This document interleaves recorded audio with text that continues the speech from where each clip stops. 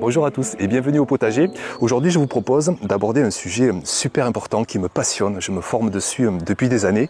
C'est le sujet de l'eau au potager et plus particulièrement dans cette vidéo, on va faire un focus sur le besoin en eau de la culture de la tomate. Alors c'est vrai qu'on entend un petit peu de tout sur cette thématique, des tomates qui poussent sans eau, qui poussent sans arrosage ou avec très peu d'arrosage.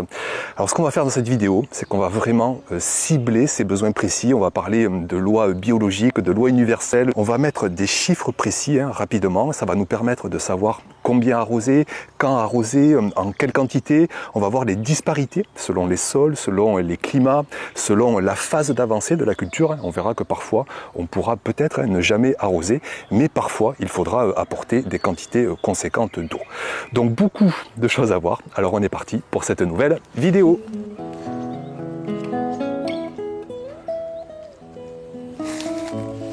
Alors ce besoin en eau pour la culture de la tomate, il se justifie, il se construit pour des raisons complètement différentes.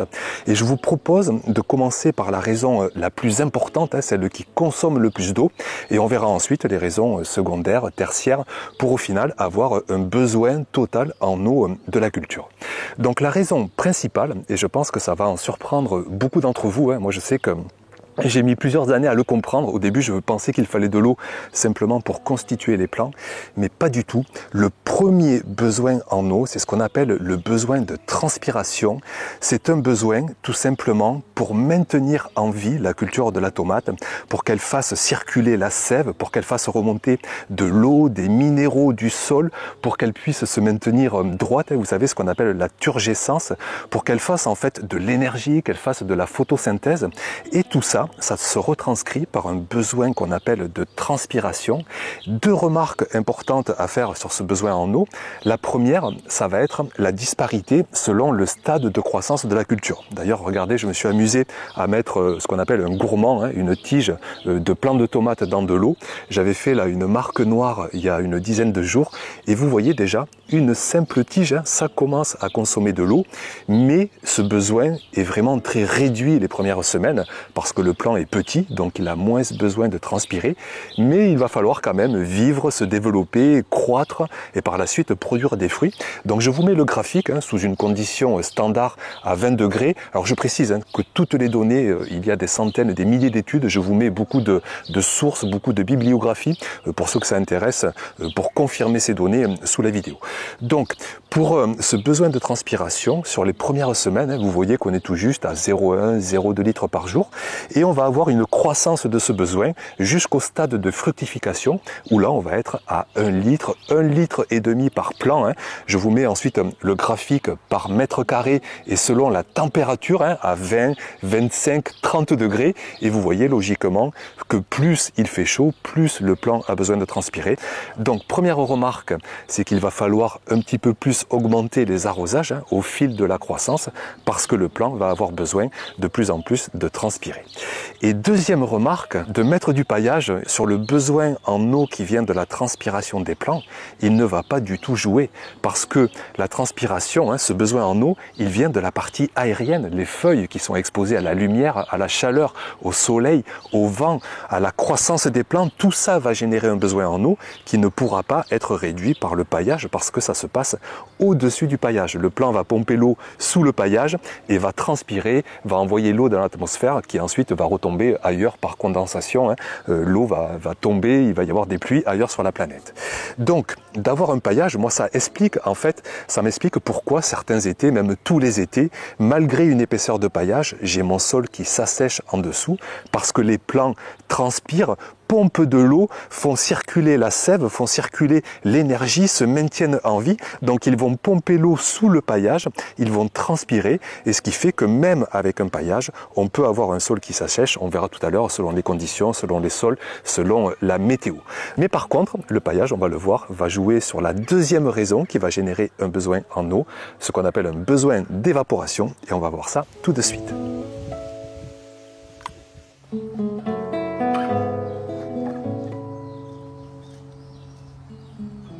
Donc après le besoin généré par la transpiration des plants, et je répète, c'est 75% du besoin en eau. Après ce besoin-là, on va passer donc au besoin secondaire. Et cette fois-ci, c'est tout simplement le besoin en eau pour maintenir le sol humide. Et ça aussi, c'est quelque chose d'extrêmement important parce que toute activité biologique, toute approche biologique, toute vie végétale, animale demande la présence d'eau et un sol vivant, biologique, doit avoir en permanence 20-25% d'eau. Et on a ensuite 25% d'air et puis on a la matière minérale, la roche, les graviers, le limon, le sable, l'argile et un petit peu de matière organique. Sauf que cette quantité d'eau dans le sol, sous la présence là aussi de la lumière, du soleil, du vent, cette présence d'eau va s'évaporer chaque jour et il va falloir apporter de l'eau, non pas pour répondre au développement de la culture, mais pour simplement maintenir un bon taux d'humidité dans le sol et on appelle ça le besoin d'évaporation. Mais là, contrairement au besoin de transpiration, je vous affiche la courbe, vous voyez que ce besoin, lui, il a une croissance différente. En fait, il est important au départ. Pourquoi? Parce que la culture n'est pas encore développée, elle ne fait pas d'ombre sur le sol, et donc le sol va être pleinement exposé à la lumière, au soleil, et tous les jours, vous allez avoir, selon la température, je vous mets le graphique, vous faites pause si vous voulez lire les chiffres en détail, mais tous les jours, selon qu'il fait 20, 25, 30 degrés, vous allez avoir 2,5, 3 litres par jour qui vont s'évaporer encore plus. Je vous mets un graphique avec encore plus de contexte, notamment quand il fait 35 degrés, du vent. Donc, vous voyez que ce besoin est quand même non négligeable. Et puis surtout, c'est sur ce besoin en eau que le paillage va pouvoir jouer, puisqu'on va le mettre sur le sol, on va le protéger de la lumière, du soleil, de la chaleur. Et là, je vous mets l'autre graphique qui montre la différence entre les besoins en eau sur sol à nu et sur sol paillé. Et vous voyez qu'on peut descendre ce besoin de 50-60%. Mais attention, on parle là du besoin secondaire, du besoin d'évaporation. Et je me répète, le paillage ne va pas jouer sur le besoin de transpiration. C'est pourquoi ne faites pas l'erreur que moi j'ai fait depuis des années et des années de me dire qu'un paillage allait me dispenser presque d'arroser pendant l'été. Pas du tout. Et si le sol s'assèche, on rentre rapidement dans des grosses problématiques. On va avoir une compaction, une activité biologique qui va cesser, sauf que c'est le cœur d'un potager biologique. C'est le cœur vraiment de pouvoir avoir une belle production au potager. Donc l'activité biologique qui cesse, la photosynthèse qui diminue, la circulation de la sève qui diminue, l'énergie qui diminue et rapidement les plants vont se fragiliser pour finir même, dans le pire des cas, par mourir.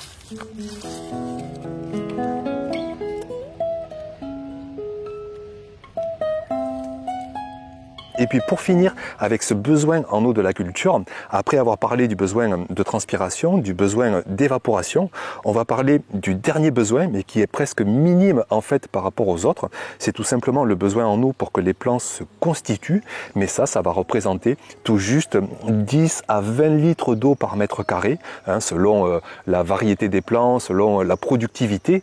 Mais comprenez que c'est presque négligeable, alors que moi je pensais, les toutes premières années, je pensais que c'était le besoin premier qu'il fallait juste apporter de l'eau pour que les plants se constituent, sauf que je vous répète, ça représente rien du tout par rapport aux 400 à 600 litres pour la transpiration, par rapport aux 80 à 120 litres pour l'évaporation. Il faut tout juste 10 à 20 litres d'eau pour que les plants puissent se constituer, puisqu'ils sont constitués de 80 à 90% d'eau. Donc, maintenant qu'on a compris les différentes raisons qui justifient ce besoin en eau, on peut les cumuler pour avoir un besoin total en eau de la culture au fil de la croissance. Alors, évidemment, ce sont des ordres de grandeur. Il faudrait encore plus de détails, le taux d'humidité dans l'air, mais c'est vraiment pour vous donner un ordre de grandeur avec toutes les données, centaines, milliers d'études qui existent sur ce sujet, au litre près. On connaît vraiment le besoin en eau de la culture de la tomate. Donc vous voyez que ce besoin, eh bien, logiquement, il évolue au fil de la croissance de la culture pour monter jusqu'à 5, 6, 7, 8 litres au mètre carré, voire même plus parfois. Moi, j'entends des maraîchers par chez moi qui parfois doivent arroser plus de 10 litres par jour sous des conditions extrêmes de canicule pour répondre aux besoins en eau. Vous voyez aussi, je vous mets le graphique avec le paillage, avec un besoin en eau donc où ce n'est pas miraculeux, où le besoin ne va pas être divisé par 2, par 3, par 4, parce qu'on a compris que le besoin premier c'est le besoin de transpiration et que donc le paillage va jouer sur simplement 10-20% des besoins en eau. Donc je vous laisse les graphiques, pour ceux qui veulent plus de détails, je vous répète, vous faites pause et vous verrez tous les chiffres selon la phase de croissance de la culture. Et maintenant donc qu'on a compris ces besoins en eau, on va essayer maintenant de s'intéresser à l'eau qui est disponible, à la réserve en eau dans le sol, et ça va nous permettre de comprendre, de savoir combien arroser, à quelle quantité, à quelle fréquence, et répondre au mieux donc aux besoins en eau de la culture.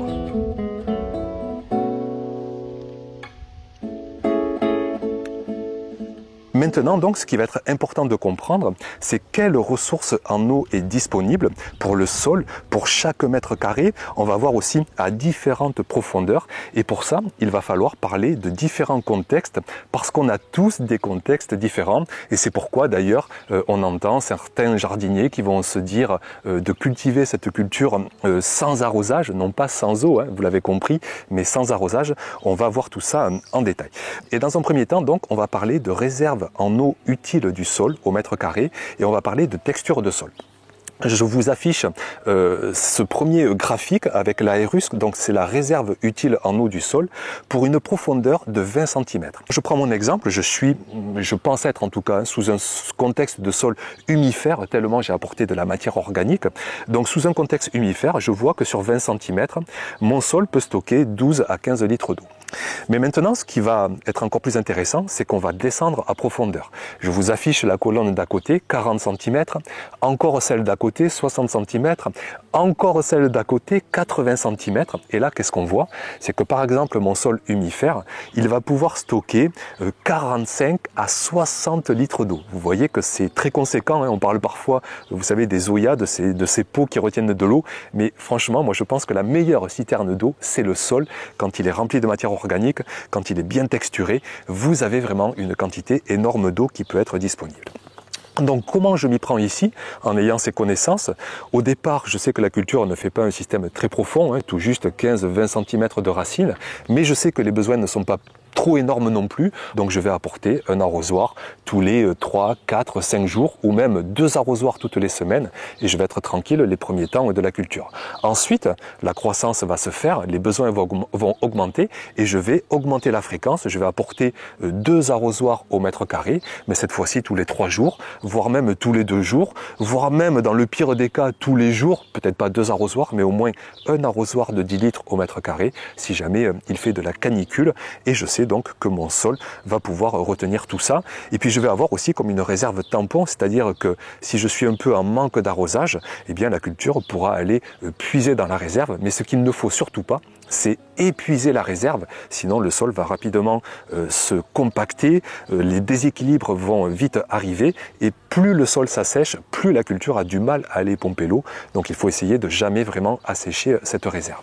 Donc, ça nous donne une réponse. Vous voyez que selon les contextes, la culture va pouvoir avoir une autonomie. Imaginez donc un sol humifère, imaginez des plants qui vont faire des racines jusqu'à 60-80 cm de profondeur, vous avez 60 litres qui est disponible, ça va tenir une dizaine de jours. Si jamais il y a une journée grise, quelques nuages, une petite pluie, eh bien hop, l'autonomie va être augmentée, et c'est pourquoi on entend parfois que des jardiniers ne vont jamais arroser, tout simplement parce que l'équation s'équilibre entre la ressource disponible. Il y a des climats où il va pleuvoir 100 litres au mètre carré, au mois de juillet, au mois d'août, la réserve va se remplir, va se retenir si vous avez un bon sol, et la culture de la tomate va aller piocher là-dedans.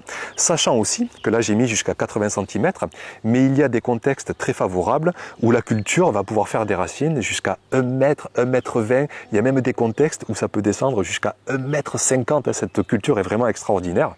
Et pour peu en plus que vous ayez une nappe souterraine qui soit pas très profonde, par capillarité ça remonte un petit peu, et là vous avez une culture qui constamment va aller chercher de l'eau. Mais attention, on ne parle pas de tomates sans eau, j'espère que vous l'avez compris, on va parler de tomates sans arrosage, parce que le besoin en eau est comblé par la ressource disponible en eau selon donc votre contexte.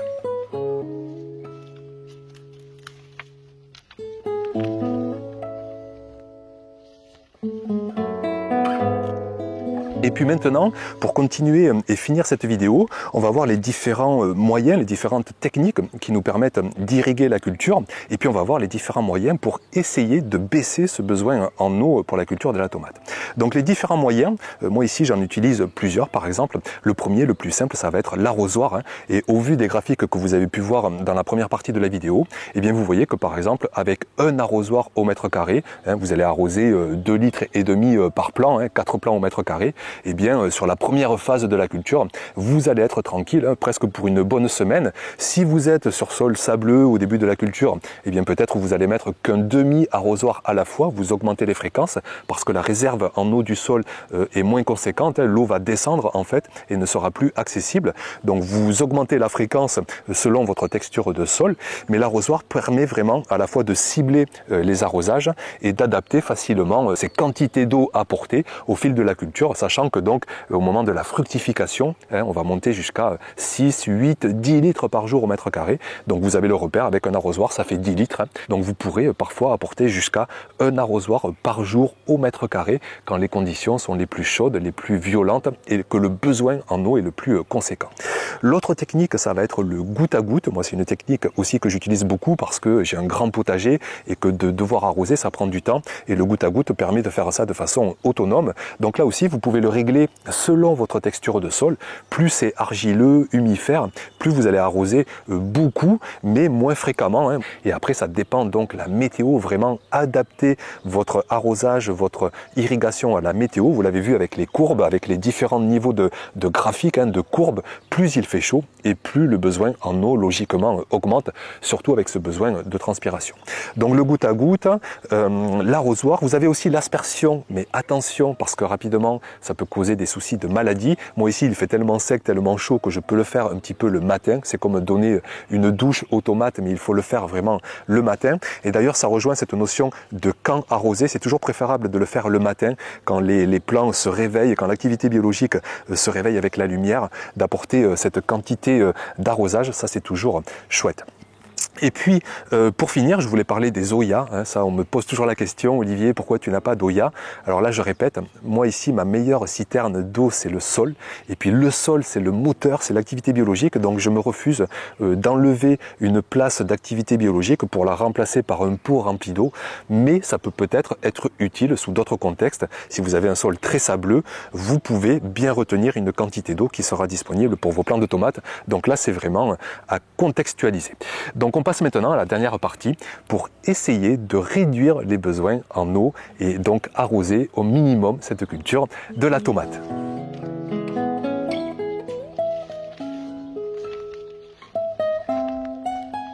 Donc on va parler du paillage, de l'ombrage, du sol et de savoir s'il existe des variétés, voire des graines qui permettent de moins arroser la culture. Donc en premier lieu, le paillage. Si vous avez bien suivi la vidéo, vous avez compris que le paillage joue uniquement sur le besoin en eau qui vient de l'évaporation du sol. Donc oui, il va être utile, mais il va baisser simplement de 10-20% maximum les besoins en eau. Mais en aucun cas, on pourra se dire qu'un paillage vaut 3 à 4 arrosages, qu'un paillage maintient l'humidité du sol. Combien de fois on entend ça? Moi, je l'ai encore entendu là hier. Avec un paillage, je suis tranquille, l'humidité du sol est préservée.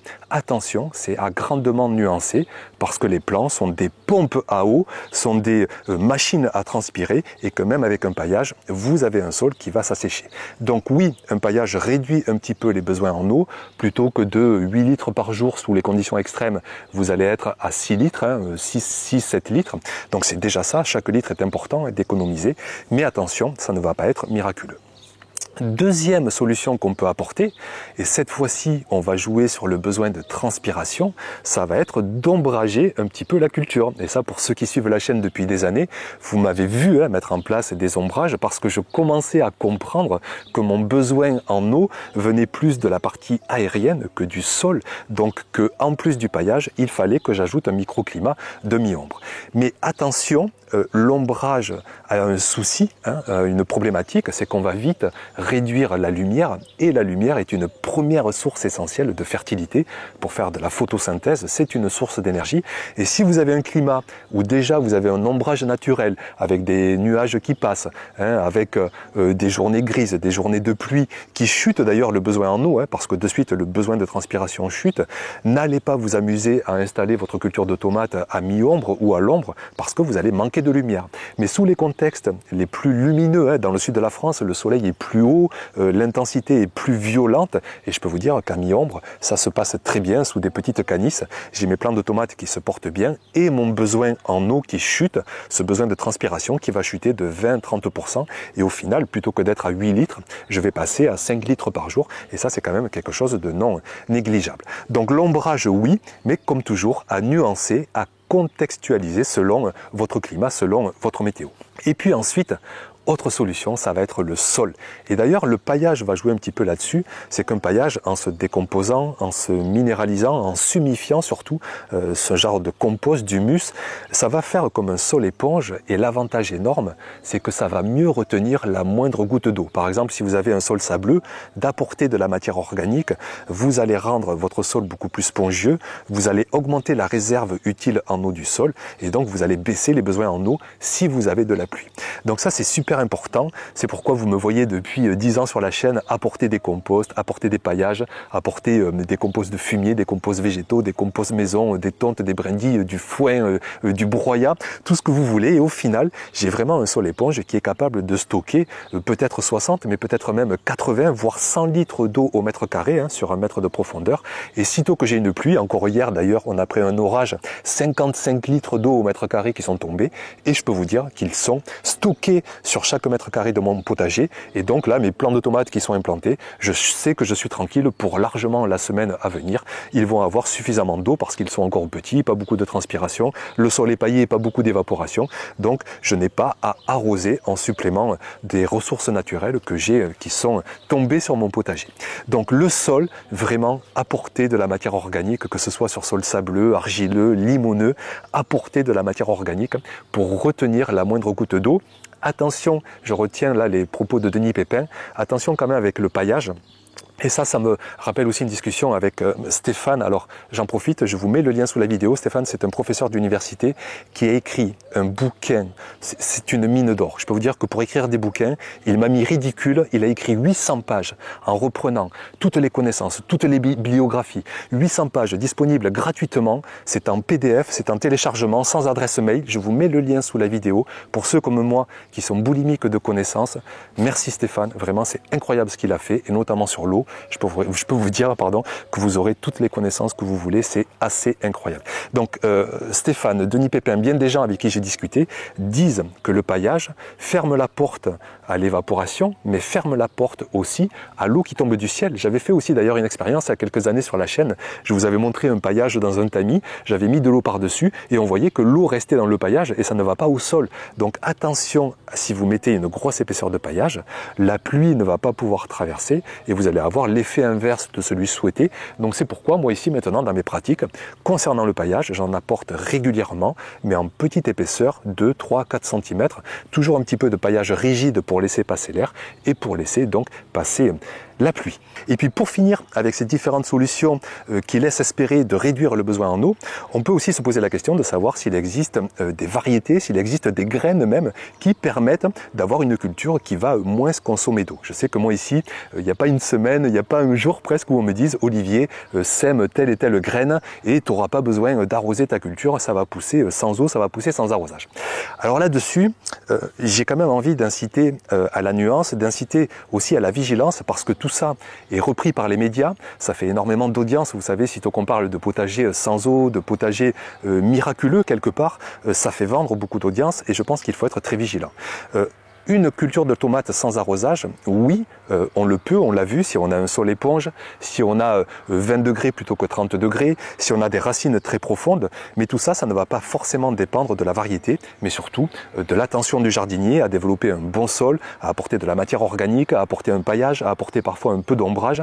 Ça va permettre tout ça d'éviter des besoins en eau. Ensuite, au niveau des variétés, oui, peut-être que certaines vont avoir plus d'aptitude à développer des grosses racines, à avoir un feuillage un petit peu plus réduit, à avoir une protection, ce qu'on appelle une cire sur le feuillage qui va un petit peu plus les protéger de l'ensoleillement, mais ça va jouer de façon assez négligeable sur le besoin en eau et jamais de la vie on va pouvoir passer de 6 litres à 1 litre ou 2 litres par mètre carré par jour. On va peut-être pouvoir jouer un petit peu, mais attention, ne tombez pas dans ces bêtises qu'on entend parfois de jardinage sans eau, de tomates sans eau. Je me souviens encore une année être en colère presque parce que j'avais ouvert un magazine, il cultive des tomates sans eau. Et tout ça n'a tellement aucun sens quand on connaît les principes de vie, les principes biologiques de la culture. Donc, essayez si vous voulez chez vous. Moi, je sais que j'ai fait des essais comparatifs avec des variétés soi-disant adaptées. Je n'ai pas vu de différence significative avec des variétés lambda. Et d'ailleurs, je vous propose cet été, on refera des expériences avec des variétés soi-disant adaptées à la sécheresse, des variétés standards. On va priver les tomates d'eau et vous verrez à la fois l'incidence sur la culture et la différence avec des variétés plus ou moins adaptées. Donc voilà ce que je voulais vous dire dans cette vidéo. Bien sûr, ce sera un grand plaisir de lire vos commentaires. Je pense d'ailleurs que je ferai une vidéo de réponse à vos commentaires si vous avez des remarques à faire sur les besoins en eau, si chez vous ça se passe différemment. Je sais que je vais avoir droit à oui, chez moi j'arrose 1 litre par mètre carré par semaine et ça se passe très bien. Oui, c'est possible, je répète, ça dépend le contexte, s'il pleut, s'il fait des journées grises, si vous avez une nappe phréatique proche de la surface de sol à 1 mètre, 2 mètres, 3 mètres sous terre. Oui, sous ces contextes-là, on peut avoir une culture de la tomate sans beaucoup arroser, voire sans jamais arroser. Mais quand vous êtes comme ici chez moi, où j'ai pas d'eau avant d'aller piocher à 30-40 mètres, si vous êtes comme chez moi, avec un été avec parfois 30, 35, 40 degrés, du vent, jamais la moindre pluie, je peux vous dire que pour l'avoir essayé, au bout d'1 semaine, ça commence à tirer la langue. Au bout de 15 jours, je commence vraiment à avoir des signes apparents que la culture est en sous-hydratation, que le sol commence à s'assécher. Et au bout de 3 semaines, 20 jours, avec un besoin à 5, 6, 7, 8 litres par jour, on dépasse donc 100 litres, ce qui veut dire que la réserve s'assèche, l'activité biologique qui s'écroule, et je vois vraiment mon potager qui se meurt complètement, exactement comme si nous, on s'arrêterait de boire. Donc voilà pour cette vidéo. Merci beaucoup pour votre attention, et puis à très vite, bien sûr, pour de prochaines vidéos. Ciao!